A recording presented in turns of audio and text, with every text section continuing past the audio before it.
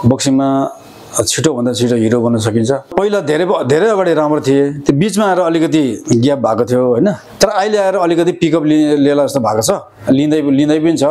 यो टुर्नामेन्टले अवश्य पनि धेरैभन्दा धेरै नयाँ खेलाडीहरूलाई मोटिभेसन गर्नेछ र उत्सुक पैदा गर्नेछ। म निमा तामाङ, सुनसरी जिल्ला बक्सिङ प्रशिक्षक। 2066 सालदेखि म चाहिँ धरानमा चाहिँ कार्यरत छु। विभिन्न राष्ट्रिय स्तरको र जुनियर एसियन स्तरको चाहिँ खेलाडीहरू चाहिँ मैले चाहिँ उत्पादन गरिसकेको छु। अब अहिले पनि जोरसोरको साथमा लागिपरेको छु। यो धरान फाइट नाइट 2082 को विषयमा चाहिँ के छ भने यो हाम्रो पालामा कुनै पनि त्यस्तो किसिमको मोटिभेसनल गेमहरू हुने, अलिकति खेलाडीहरूको उत्थान हुने गेमहरू टुर्नामेन्टहरू भएन। हामीले खालि राखेको मुख ताक्नुपर्ने त्यस्तोहरू मात्रै भइरह्यो।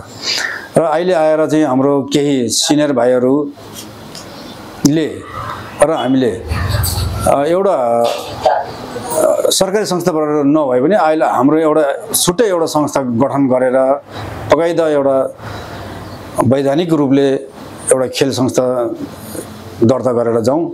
त्यसपछि एउटा खेलाडीलाई मोटिभेसन हुने गरेर खेलको बक्सिङको माध्यमबाट पनि आर्थिक अवस्था राम्रो हुने,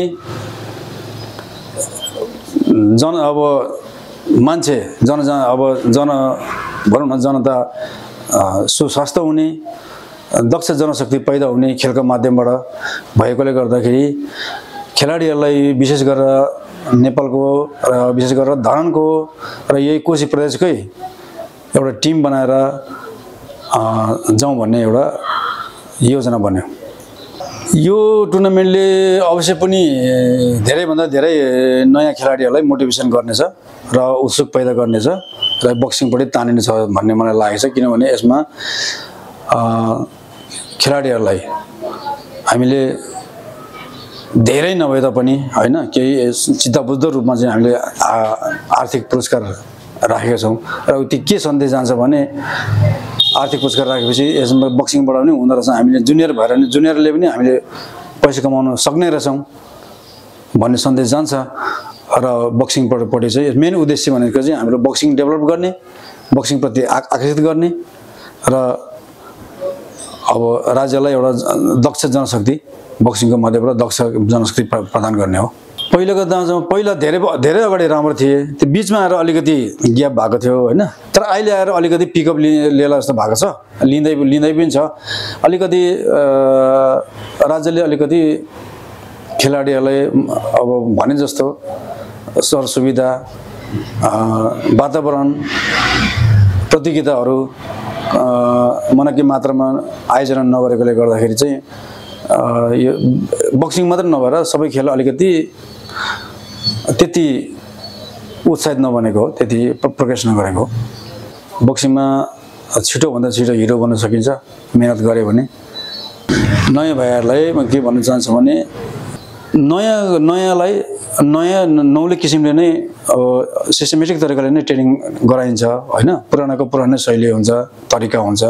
त्यसकारणले नयाँलाई विभिन्न कुरा, विभिन्न टेक्टिक्स, विभिन्न तरिकाले चाहिँ मनोरञ्जक तरिकाले ट्रेनिङ गराएर चाहिँ यिनीहरूलाई आकर्षित गर्न सकिन्छ नयाँ केटाहरूलाई।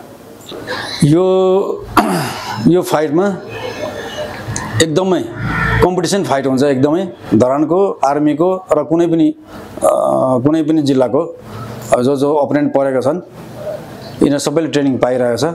धरानको त अब निकै अगाडिदेखि ट्रेनिङ पाइरहेको छ। मलाई लाग्छ हाम्रो रिजल्टहरू राम्रै आउनेछ। देश विदेशमा रहेका साथीभाइहरू, हाम्रो चेलाहरू, हाम्रो सिनियरहरू, हाम्रो पूर्व खेलाडीहरूले बाहिरबाट पनि सबैतिरबाट हामीलाई सहयोग गर्ने प्रयास गरिरहेको छ। त्यस कारणले म धरान जनतालाई के भन्न चाहन्छु भने धरानको हाम्रो बक्सिङ प्रेमीहरूले धरानमा फर्स्ट टाइम यस्तो खालको प्रस्तुति भइरहेछ, रोचक बक्सिङ गेम भइरहेछ। त्यस कारणले यसमा आइदिनुहोस्, हेरिदिनुहोस्, हामीलाई पनि सहयोग पुग्नेछ। तपाईँहरूको छोराछोरी हाम्रो सबैको छोराछोरी धरानको युवा वर्गहरूलाई यसले मोटिभेट गर्नेछ र त्यसमा तपाईँहरूको पनि छोराछोरी पर्छ, हाम्रो पनि छोराछोरी पर्छ। अनि यसले हामीलाई हाम्रो छोराछोरीलाई उज्जवल भविष्यतिर धकेल्न चाहिँ हामीलाई मद्दत पुग्नेछ र यसमा सबै सहभागी बनाउँ, सबैले साथ सहयोग गरौँ भन्ने म चाहन्छु।